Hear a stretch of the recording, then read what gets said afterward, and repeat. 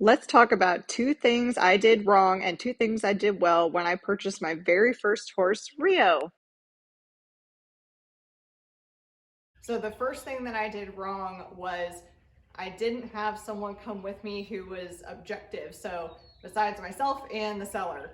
So the seller is going to have a really big stake in the sale. So potentially thousands of dollars.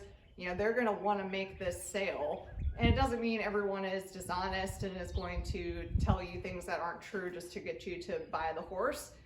But it could mean they leave some things out, or their opinion of a certain horse behavior is going to be different than yours. So something that you might think is unacceptable, they think is acceptable, so they just don't tell you, or they explain it differently.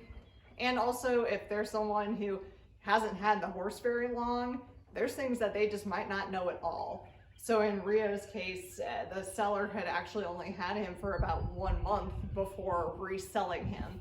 And that was really just what the seller did. He was someone who bought and sold horses. So it wasn't that he had him and didn't like him. It was that he bought him at a sale, test rode him, all that, decided he's a good boy, and then sold him. A third party person is going to probably have much less financial stake in it. Maybe they would have a finder's fee to help you find and purchase your horse. But they should be able to have a second set of eyes to look at the horse, look at their conformation, their health, assess how well they ride, what they know and what they don't know. So the second thing I didn't do right was I was not present for the pre-purchase veterinary exam. So it's a good thing to get a pre-purchase veterinary exam, and the seller was a little surprised that I even did one at all because Rio was on the less expensive side.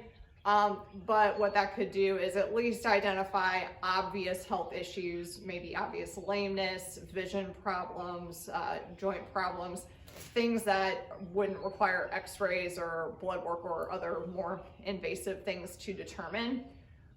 So it's, certainly better than not having one at all.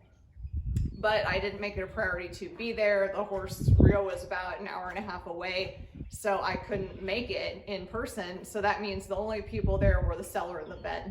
So I wasn't able to ask questions real time. I went to visit Rio and ride him 2 different times. So rather than go up once, ride him, talk to the seller, and then drive away with him the same day, I went once, rode him, liked him pretty good, and then came back a week or 2 later and rode him again. Now the seller was not holding him for me, so the risk in that is the seller selling the horse in between your visits up there. But that helped me feel like he probably wasn't being drugged, because the second trip was very last minute. Some sellers will drug a horse to make them seem super sweet and calm and all of that, but it made me feel like that wasn't the case. And I got to see him on 2 different days, 2 different moods, that type of thing.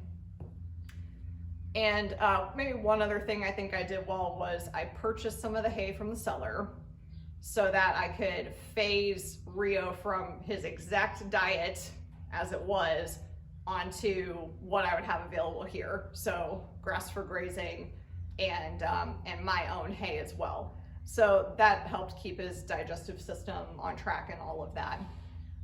So a few good lessons learned there. He has turned out to be just an excellent, sweet little pony. Once I worked through the problems I was having, all my fault, I needed help. He's just been great ever since then. He's the pony that can have 2-3 months off, and I can go hop on him bareback in the pasture with just a halter and ride him around. So he's not the most fancy guy in the world, but he sure is sweet, and he's sweet with my son, and just a really, really good boy. So good boy, Rio. You're so sweet.